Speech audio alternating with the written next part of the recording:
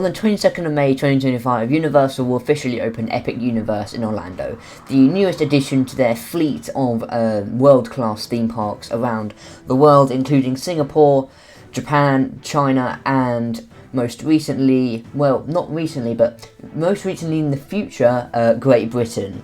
So today I'm just going to kind of analyse what could be the future after this kind of major expansion, because obviously, you know, they do some very big projects, and the kind of things they have to do take a lot of time to come to fruition. So, and before we get into the video, I just want to say that we are just passing 2,000 subscribers. No, 2.06k.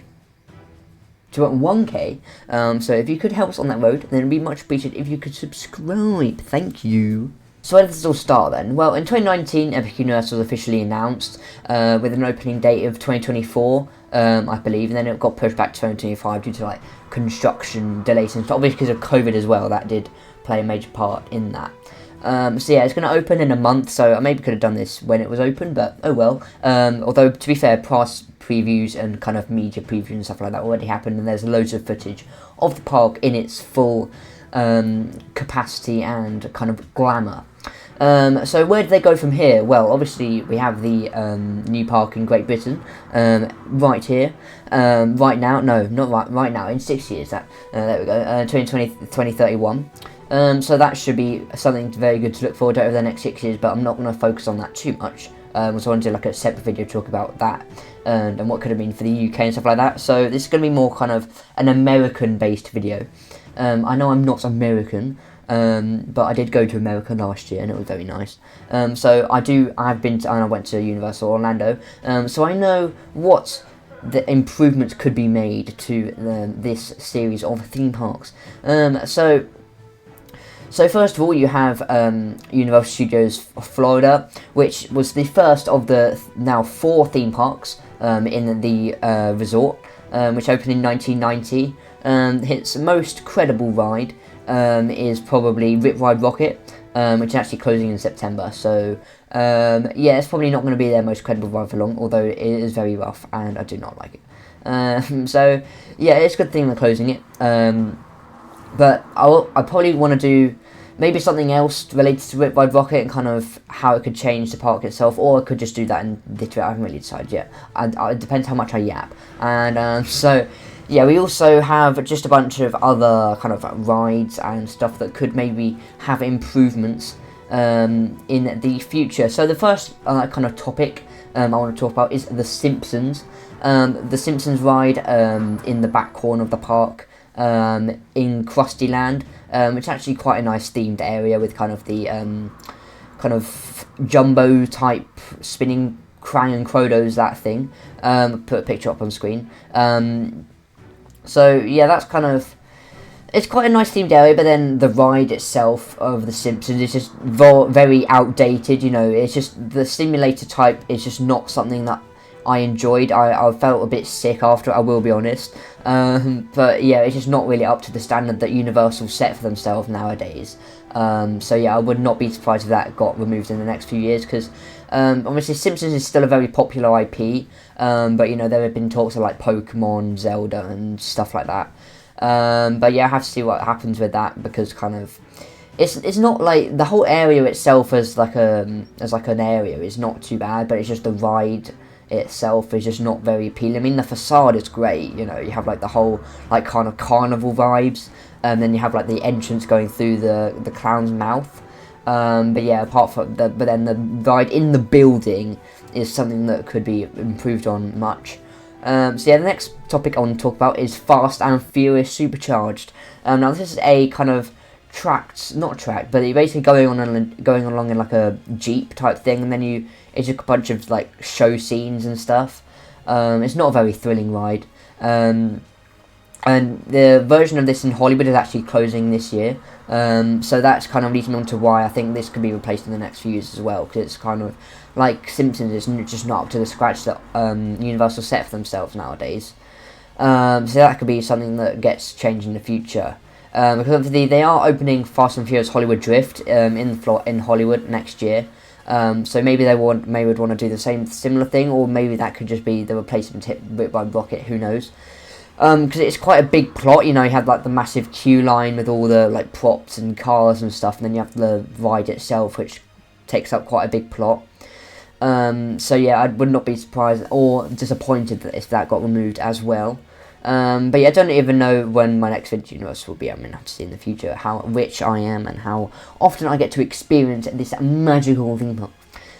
So yeah, that's also an area for development in the future. So that'll probably do it for Universal Studios Florida, unless I forget anything. So the next park I want to talk about is Universal Islands of Adventure, which is the second park to open in 1999. Now, they have 3 main coasters at that park, being Hulk, Velocicoaster, and Hagrid's Magical Creature Motorbike Adventure. So, yeah, there's not really much improvements I would make. There's not really much improvement that Universal could make to this park. I mean, the only area I could see being removed or changed is kind of Lost Continent, with obviously Poseidon's Fury got removed a few years ago, which is kind of this walk-through show type thing. Yeah, the facade looks great, but it's just a shame that there's nothing in it now. But yeah, obviously, if there's no ride in it, then there's not going to be the draw or the like reason to go in that area, you know. So yeah, even though it looks good, which it still does, it's just if there's no rides in it, then it's obviously not going to be very beneficial to the space that they have. But yeah, they do have the Mythos restaurant, which is actually won the Restaurant of the Year award like many times. I didn't actually go in there when I went, but I had 5 days, didn't go in there, don't know why.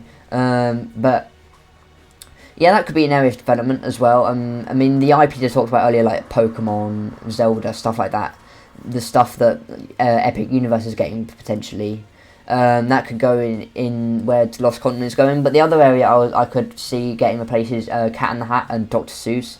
Although the area is like quite fun and kind of vibrant, it's kind of also quite an outdated IP. I mean, I did read Dr. Seuss books a lot when I was younger, but yeah, it's kind of, I don't know if that's what they want to have for themselves in the future, because, but yeah, we'll have to see what developments they have with that area, if they do any. But obviously you have to think about kind of the IPs that could go into the Universal parks they have at the moment, because if they are building this park in Great Britain, then, you know, they like I said in my Universal Great Britain analysis video, they don't want to recreate the areas that they have over there, because they want UK tourists to still come over to Florida and be like, oh, let's do this because we can't get it over here, and so and they want Florida people to think they're taking them. Oh, I want to go. Oh my god, I can't speak. I don't want. They're going to be. They don't want to go like. I don't want to go on a 9-hour flight just to go to the same areas. Like, you know, that's not what Universal is for. It's for different experiences. Like in Singapore, you have these like 2 intertwining like dueling coasters, and then in Japan you have Flying Dinosaur. In China you have Jurassic World Adventure, which I really hope comes to the UK because it looks like the best dark ride in the whole world. But yeah, they want to have these unique experiences for each area, you know. So yeah, that could happen in the future. But yeah, I mean, Volcano Bay is just a water park. So I don't see that really being affected by Epic Universe. Because unless Epic Universe gets a water park for itself, but then I don't see that changing much. So yeah, that's kind of it really. I just want to do like a quick kind of analysis of the Epic Universe kind of opening and what it could mean for the Florida park, but not also that, but just kind of the Universal landscape in the future. Because obviously this is now their 3rd park in that area, although 4th if we include the water park, then, and every other park only has 1. So, you know, we could see, who knows what could happen. But you know, I am just here to speculate. I am not a Universal planner or whatever. I don't even know. Direct operation. I don't know. Okay, so that's gonna do it for today's video. If you enjoyed, then please subscribe down below, and I will see you all next time. Cheerio.